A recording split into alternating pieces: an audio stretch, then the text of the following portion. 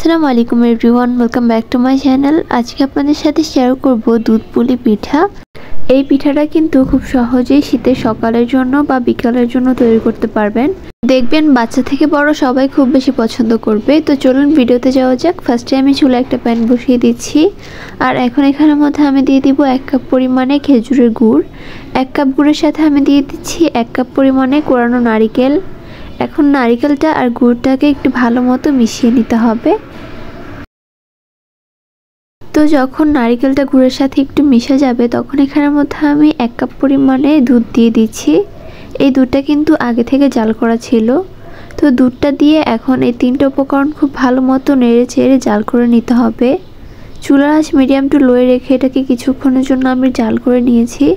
তো দেখবেন কিছুক্ষণ পর এটা কিন্তু লাল লাল হয়ে আসবে আর পানিটাও শুকাতে শুরু করবে। এখানে আমি অল্প একটু পরিমাণে লবণ দিয়েছি। তো যখন পানিটা একদম শুকিয়ে এরকম ঝুরা টাইপস হয়ে যাবে তখন চুলা থেকে নামিয়ে নিচ্ছি।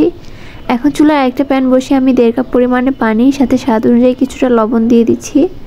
পানিটা যখন ফুটতে শুরু করবে এখানের মধ্যে আমি 2 কাপ পরিমাণে চালের গুঁড়া অ্যাড করব। চালের গুঁড়া দিয়ে এই পিঠাগুলো বানালে কিন্তু খেতে অসম্ভব মজার হয়। তো এখন এই চালের গুঁড়াটাকে আমি পানির সাথে জাস্ট একটু ভালো মতো মিশিয়ে নিব। আলতো হাতে এটাকে ভালো মতো মিশিয়ে নেওয়ার পর আমি এটাকে ঢাকনা দিয়ে রেখে দিব 2 মিনিটের জন্য। এটাকে যদি ঢাকনা দিয়ে রেখে দেওয়া হয় তাহলে দেখবেন যে এই ডোটা অনেক বেশি পারফেক্ট হয়ে যায়। তো এখন আমি ঢাকনাটা সরিয়ে দিচ্ছি, আর দেখুন ডোটা কিন্তু অনেকটা ঝুরা টাইপস হয়ে গিয়েছে। এটা দিয়ে কিন্তু অনেক সুন্দর পিঠা বানানো যাবে। তো যখন ডোটা একটু ঠান্ডা হয়ে আসবে তখন আমি একটা খালি জায়গার মধ্যে এটাকে মথে নিচ্ছি। এখানের মধ্যে আমি অল্প একটু পরিমাণে আটা দিয়ে তারপর এগুলোকে মথে নিচ্ছি। তো তারপর যখন মথা শেষ হয়ে যাবে এটাকে আমি গোল করে তারপর আমি উপর দিয়ে কিছুটা পরিমাণে আটা ছড়িয়ে দিয়ে এখন আমি একটা রুটি বানিয়ে নিব। এই রুটিটা কিন্তু খুব একটা মোটাও না আবার খুব একটা পাতলাও হবে না, আপনারা দেখেই বুঝতে পারছেন। তো তারপর আমি একটা বোতলের মুখা দিয়ে এগুলোকে এরকমভাবে কেটে নিচ্ছি। যে কোনো ধরনের কুকি কাটার বা কোনো বয়মের ঢাকনা দিয়েও কিন্তু এই কাজটা করা যাবে। তারপর এক্সট্রা যেগুলো ছিল ওইগুলো দিয়ে কিন্তু আমরা আবারও রুটি বানিয়ে সেম প্রসেস ফলো করব।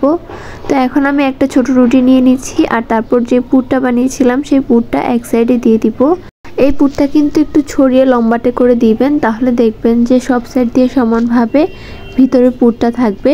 তো তারপর আরেক পাশ দিয়ে এটাকে আমি সিল করে দিব। তারপরে যে বাড়তি অংশটা আছে ওইটাকে আমরা হাত দিয়ে এরকম চেপে চেপে সিল করে দিব।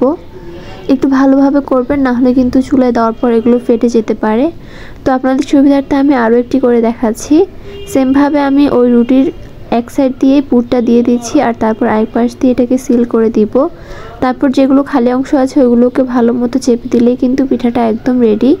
এখন আমি এগুলোকে যেই দুধের মধ্যে ভিজাবো সেই দুধটা তৈরি করে নিব। তার জন্য চুলায় একটা প্যান বসিয়ে 3 কাপ পরিমাণে দুধ দিয়ে দিচ্ছি। এই দুধটা কিন্তু আগে থেকে কিছুটা জাল করা ছিল, তারপর বরফ হয়ে গিয়েছিল। তো এখন এই দুধটাকে আমি আবারও কিছুক্ষণ জাল করে নিব। তারপর এখানের মধ্যে আমি ফ্লেভারের জন্য দিয়ে দিচ্ছি 4টা এলাচ। আপনারা চাইলে কিন্তু এলাচের গুঁড়াটাও ইউজ করতে পারেন। তো এখন দুধটাকে নেড়ে চেড়ে কিছুক্ষণ একটু ফুটিয়ে নিতে হবে। তারপর এখানের মধ্যে আমি 1 কাপ পরিমাণে দিয়ে দিচ্ছি খেজুরের গুড়। দুধটা কিন্তু যখন বেশি গরম হয়ে যাবে তখন খেজুরের গুড় দিলে কিন্তু দুধটা ছানা কেটে যেতে পারে। তো দুধটা যখন একদম মিডিয়াম গরম থাকবে তখন আমরা খেজুরের গুড়টা দিয়ে দিব। তো গুড়টা যখন ভালো মতো মিশে যাবে তখন এখানের মধ্যে আমি একটা একটা করে পিঠা দিয়ে দিচ্ছি। সবগুলো পিঠা দেওয়ার পর এটাকে কিছুক্ষণ নেড়ে চেড়ে জাল করে নিতে হবে। আর যখন দেখবেন যে পিঠার রঙটা একটু অন্যরকম হয়ে গিয়েছে আর গুড়ের কালারটা একদম মিশে গিয়েছে তখন এটাকে চুলা থেকে নামিয়ে নিতে হবে। আর দেখুন পিঠাগুলো কিন্তু আগের তুলনায় অনেকটা ফুলেও গিয়েছে। তো দেখতেই পাচ্ছেন আমাদের লোভনীয় মজাদার পুলি পিঠা একদমই রেডি। তো আমার আজকের ভিডিওটি ছিল এই পর্যন্তই। আল্লাহ হাফেজ।